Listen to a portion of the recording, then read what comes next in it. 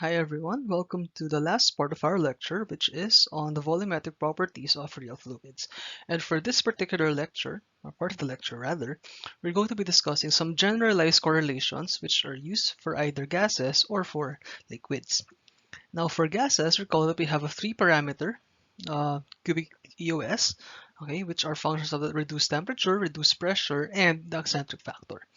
Okay, and all gases or all fluids, when compared the same reduced properties, temperature and pressure, and the eccentric factor, okay, uh, when they all have the same values or similar values, they all deviate from ideal gas behavior in the same manner.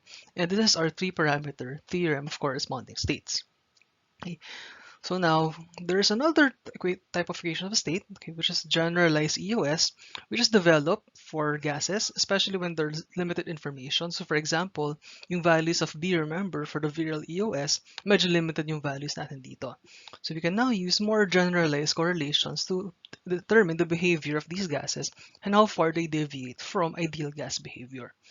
And we have two Pitzer type correlations which are generalized for gases. We have a Pitzer type correlation for the compressibility factor Z and one for the second virial coefficient.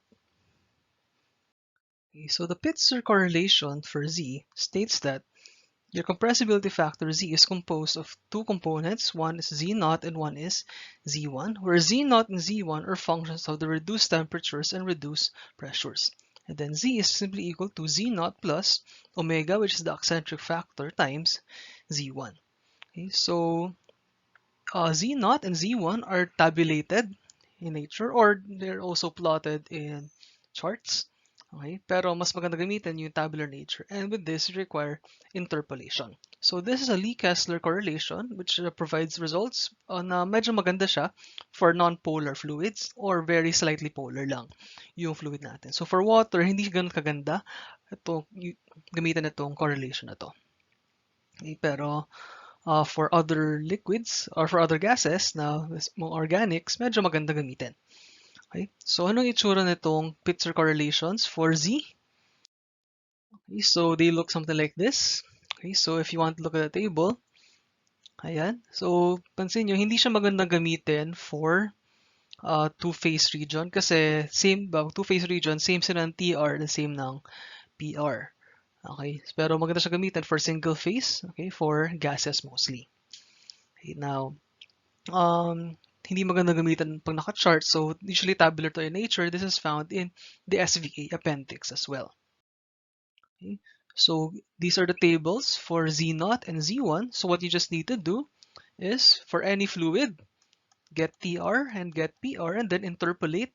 Okay, you can now get Z0 and Z1 from this table. So table E contains the Spitzer correlations or Spitzer values, okay, for Z0 and Z1. Then once you have Z0 and Z1, so Z is just equal to Z0 plus omega Z1. So kailangan mo lang talagang hanapin is yung three critical properties natin. This is the eccentric factor, PC and TC. And from here, you can get TR and PR given the temperature and pressure and get now Z0 and Z1 to get the compressibility factor and to get the real volume of the gas. Remember, the compressibility factor is just equal to the real gas volume divided by the ideal gas volume. Now, another type of Pitzer correlation is using the second virial coefficient. So recall that the second virial coefficient, okay, you have the virial EOS truncated to two terms where Z is equal to 1 plus BP over RT. And nagpropose si Pitzer ulit ng isang correlation for the second virial coefficient, which we call the reduced second virial coefficient, B hat. And B hat is equal to B times PC over R TC. Okay? So with this, you can rearrange this expression here such that Z is now equal to 1 plus B hat times PR over TR. So the compressibility factor now is in the virial EOS type, okay, which is a function of the reduced temperature and the reduced pressure. And we can now obtain B hat, okay, and B hat is similar to Z, okay, which is composed of two terms ulit, B0 and B1. And B0 and B1, the second virial coefficient, is only a function of the temperature and the type of the substance. So with this, okay, So B0 and B1, ito yung typical na functions na derive ni Pitzer. Okay, so 0.083 minus 0.422 over TR raised to 1.6, and B1 is 0.0139 minus 0.0172 over TR raised to 4.2. So you don't have to memorize these formulas. These will be given as needed. Okay, so what you will need to evaluate the compressibility factor using the reduced second virial coefficient, okay, is you just need, again, TC, PC, and the eccentric factor. Once you have this, you can get TR and PR. Once you have TR, okay, you can now evaluate the two parts of the reduced second virial coefficient, B0 and B1, and then, okay, Z is equal to 1 plus BP over RT, pero mag-expand siya using the second reduced virial coefficient para maging Z is equal to 1 plus B0 times PR over TR plus omega times B1 PR over TR. Okay, where again, B0 and B1 are these two expressions. Okay, so maganda sa Pitzer correlations, these are valid at low to moderate pressures. Okay, like our second virial coefficient, okay, diba? The two-term virial EOS is applicable for low to moderate pressure. So, dun magiging maganda yung fit natin. Okay, pero makita din natin at reduced temperatures greater than TR is equal to 3. So, at very high temperatures, wala na yung limitation natin sa pressure. So, ang maganda dito, simple lang yung process. Okay, na-generalize natin na kailangan natin a few equations para ma-obtain yung actual real gas volume. Okay, and applicable to, again, for mostly non-polar species. Ayan. So, this one of the most simple equations that you will encounter, unlike in cubic EOS na medyo mahassle and iterative pa yung calculations. So this is the beauty of the Pitzer correlations for the compressibility factor. So one is tabular in nature in terms of Z0 and Z1, and the other is equation nature sa mas madaling gamitin. Okay, mas madaling i-program. Okay, so here the comparison between the two methods. So for example, for Z0, okay, yung naka-points, ito yung in terms of Z0 lang. Tapos yung mga using the tabulated nature, using interpolation for TR and PR. Okay, tapos yung naka-straight line, ito yung predicted by the Lee-Kessler correlation for the second virial coefficient. Okay, and as you can see, at low pressures, okay, at low reduced pressures, maganda yung fit ng data natin. Okay, for the coincide yung ating data using Z or using the reduced virial coefficient. Tapos pag high temperatures naman, okay, halos all throughout, nag-fit na yung data natin. So, nagde-deviate siya, pansin natin, at relatively higher pressures. Okay, pag hindi mataas yung temperature. Okay, and even here, ang laki ng deviation agad kahit mababa pa lang yung relative low pressure natin. Okay. So typically, if we can predict the behavior of Z0, we can now estimate kung magiging valid ba yung ideal gas natin, ideal gas equation. And what they found out is that between the region 0.98 and 1.02 sa Z0, this approximates almost ideal gas behavior. So pag ang expected values natin ng Z0, okay, is between 0.98 and 1.02, maganda yung estimation natin. Okay, for using ideal gas. So para makita yan, you can use this chart. Okay, so reduce TR, 0.1, hanggang dito yung limit natin. Okay, na 0.98 yung Z0. Okay, so let's try to have an example for both cases using Z or using the reduced virial coefficient. So let's determine the molar volume of N-butane at 510 Kelvin and 25 bar by using the ideal gas equation, the generalized compressibility factor correlation Z0 and Z1, and the generalized virial coefficient correlation, yung may B0 and B1. So given the following properties of N-butane, okay, so we can now obtain the reduced temperature and the reduced pressure, and we can also obtain the ideal gas volume, okay, by V is equal to RT over P. So, yan itong ideal gas natin. So, ito na agad si A. Now, to use a generalized compressibility factor, okay, we need to use TR and PR. So, medyo pangit lang kasi hindi siya sakto sa 1.2. Okay, so we have to do double interpolation para to get, medyo slightly more accurate. Pero kung gusto nyo i-round up to 1.2 yan, okay lang din naman. Pero mas magandang hindi. Okay, so by double interpolation, you can now get Z0 and Z1. So Z0 is 0.8646 and Z1 is 0.0376. And you can now calculate Z and then V. So Z is equal to Z0 plus omega Z1. So dito na papasok ngayon si eccentric factor. And using these calculated values, you can now get Z is 0.8721. Ayan. So Z is 0.8721. So calculate the real gas volume. V over V ideal is equal to Z. So you can now get the real gas volume, which is 1479.13 cm cubed per mole. Okay, so next up, let's use the generalized virial coefficient correlation. So kunin muna natin yung dalawang reduced virial coefficients, so B0 and B1. So yan na B0, which is the following equation, and B1 is the following equation. So substitute na natin dito yung ating nakuhang value for the reduced temperature. Okay, so substituting the reduced temperature to these two equations, you can now get these two values for B0 and for B1. Kung meron tayong ngayon value ni B0 and ni B1, you can now calculate Z, and then syempre the molar volume. Okay, so Z is equal to 1 plus B0 PR over TR plus omega B1 PR over TR. So pansin natin, di ba, kanina, Z is equal to Z0 plus omega Z1. So technically, si Z0, you can approximate this whole term to be equivalent to Z0.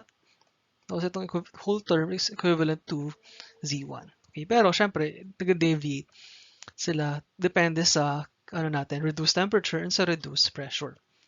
Okay, so with this, meron tayong value ni B0 and B1.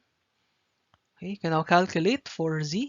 Given, na-calculate na natin si PR and si TR. And C, may given na tayong value ni eccentric factor. Okay, you can now get Z is 0.8789. And using Z is equal to V over V ideal, you can now get the real molar volume, which is 4090.66 cm cubed per mole. So meron tayong slight deviation sa molar volume kasi natin medyo hindi ganoon kataas yung ating reduced temperature. Okay, so may konting deviation siya with respect to the usage of the generalized compressibility factor and the generalized virial coefficient. So mas accurate supposedly dapat yung makuha natin kanina na using the generalized compressibility factor correlation. So yung sagot kanina na using Z0 and Z1, it's a better approximation. Next up, meron tayo ngayong generalized correlations for liquids. And for liquids, we have two forms. One is for the saturated liquid, which is in the form of the Racket equation. And the Racket equation gives us a saturated liquid volume, okay, which is a function of the critical volume, okay, the critical compressibility factor, and the reduced temperature. Okay, so pansin natin, ito function lang siya ng temperature. Okay, so VC times DC raised to 1 minus TR raised to 2/7. Okay, and for subcooled liquids, you can have the generalized correlation, okay, density correlation for liquids, which is rho R, which is defined as rho over rho C. But then again, rho is equal to V, reciprocal of the volume. So rho R is equal to rho over rho C, which is equal to VC over V. Okay, and this naman, ito ay using a figure. So graphical in nature yung gagamitin natin for this second correlation. Okay, so now how do you use this generalized density correlation? So kunwari, given you have calculated PR and TR. So let's say PR is equal to 4, tapos TR is equal to 1. Okay, so kunwari PR is 4, ito, tapos intersection with TR is 1, ito. Okay, so ito yung TR natin na 1. Okay, so we can now get rho R. Ayan. Okay, so meron tayong rho R, which is equal to VC over V. And you can now get the molar volume, okay, or the specific volume by V is equal to VC over rho R. Or another way to use this is given tayo ng isang known volume, okay, you can have V2 is equal to V1 times rho R1 over rho R2. So, babasahin mo lang si rho R1 and rho R2 from this figure and take the ratio multiplied by using the known volume. Okay, so to use this, let's try this example. So for ammonia at 310 Kelvin, let's estimate the molar volume of the saturated liquid, and two, the liquid at 100 bar and 310 Kelvin using general density equation. So isa saturated liquid, isa subcooled liquid. Okay, so first, kunin natin yung critical properties of ammonia. Okay, so critical properties TC, PC, ZC, and VC. Okay, and you can use the Racket equation now to obtain the saturated liquid molar volume. Okay, so substituting VC, DC, and TR, where TR is equal to 310 over 405.7. Okay, so you can now get VSAT, which is 28.35 cm cube per mole. Okay, so itong nakuha nating VSAT na to, is actually comparable to the experimentally obtained value. So from experiment, na-determine nila this should be 29.14 cm cube per mole. So may konting deviation around 2 to 3%. Okay, so next, at 100 bar and 310 Kelvin, pwede natin gawin. So you can get reduced temperature, reduced pressure. Okay, and from the plot, makukuha natin ngayon dapat si reduced density, which is 2.38. Ayan. However, the reduced density is also equal to Vc over V, and you can get V is equal to 30.46 using Vc here. However, papansin natin ngayon na meron tayong konting problema. Okay? So, based on this, di ba dapat, the molar volume should actually be less than 28.35 at least kasi at the same temperature, pero higher pressure. So, medyo inaccurate pag ginamit na natin solely, si VC. Okay, what we can use actually is an experimentally obtained value. So, either 29.14 or using VSAT. So, what we can do, is to use V2 is equal to V1 times rho R1 over rho R2. Okay, so we can treat this state as state 2. So meron tayong TR2 and PR2. We can get rho R2 which is equal to 2.38. And to get rho R1, gamitin natin itong values ni TR and PR from this. Okay? Okay, so to get PR1, so kailangan muna natin kunin saturation pressure ni ammonia at 310 Kelvin. So they determined that. Okay, so you can read more about this in SVA, example 3.13. Pero at the experimental conditions, 29.14 na saturated, they determined that rho R1 is equal to 2.34. Okay, and then from that, you can now get V1, you can now get V2, sorry, by using V1, which is 29.14 times rho R1, which is 2.34, over rho R2, which is 2.38. Okay, this will give us a more accurate result for the molar volume kasi hindi talaga maganda yung estimation, you just simply using VC. Okay, so last but not least, let us now try to use these concepts for an actual design, for storage vessels.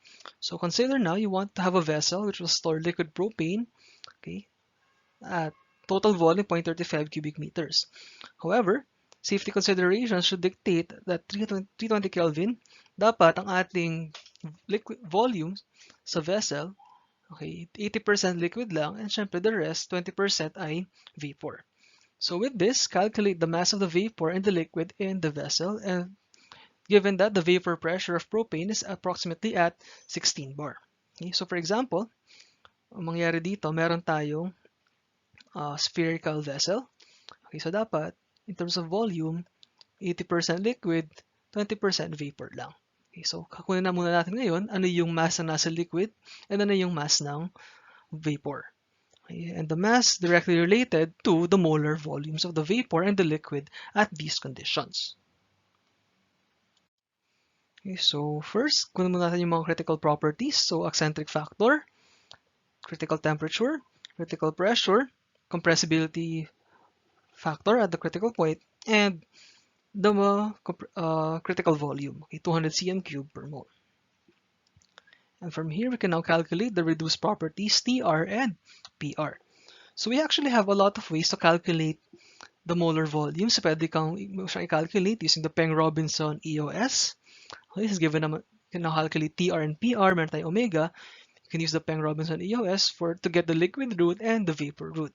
Okay, pero for this case, gamitin natin yung mas simple, which is, okay, diba meron tayong mixture of saturated liquid and saturated vapor. So for the liquid phase, okay, you can use the Racket equation kasi saturated liquid naman siya.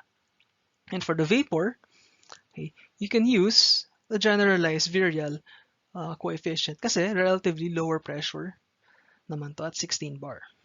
Okay? So maganda yung approximation kasi PR is less of 0.3766, so maganda. Okay pa rin siya gamitin. So we will use the generalized virial to calculate the vapor molar volume. So using generalized virial, you can now get B0 and B1 using the reduced temperature. And from here, you can get the compressibility factor. Okay. So Z is now 0.7929. And therefore, the ideal gas volume, we can calculate this to be 1662.8 cm cubed per mole. And therefore, the vapor volume is 1318.43 cm cubed per mole. Ayan. And second, you can also now use the Racket equation to calculate the liquid molar volume. Okay? So Vsat is equal to Vc times Zc raised to 1 minus Tr all raised to 2/7. And you can get the liquid molar volume to be 96.77 cm cubed per mole. Okay. So meron tayo ngayon vapor molar volume and liquid molar volume, which we can now use in tandem with the given na to 80% by volume dapat ng liquid and 20% by volume dapat yung vapor sa loob ng vessel natin. So ito yung dalawang calculated molar volumes, so the vapor and the liquid respectively. Okay, so para mas maganda yung units, gawin natin siya in terms of meter cube and kilomole, both. Okay, kasi naka-meter cube yung ating units for the total volume. Okay, and given that the molar mass of propane is 44.1 kilograms per kilomole. So first, let's get the total mass of the liquid. Okay, so the total mass of the liquid is simply equal to the total volume of the liquid, okay, which is 80% of the total volume, divided by the molar volume of the liquid, okay, which is this, times, syempre, conversion factor from moles to mass, which is the molar weight. Okay, you can get the total mass of the liquid is 127.60 kilograms. Then, syempre, you can now do the same for the vapor. Okay, so 20% of the total volume is vapor. So ito yung total volume of vapor divided by the molar volume of the vapor. And then again, times the molar mass to get the total mass of the vapor, which is 2.34 kilograms. So as we expect, majority of the mass should be in the liquid form kasi maliit lang yung molar volume ng ating liquid compared to the molar volume of your vapor.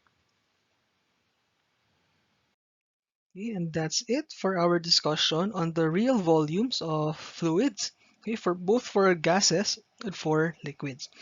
We will now actually use the methods to calculate the molar volume and the compressibility factor for these fluids, okay, to determine the other real properties later on, which are your specific enthalpy or molar enthalpy, entropy, internal energy, and so on. So that's it, and thank you for listening.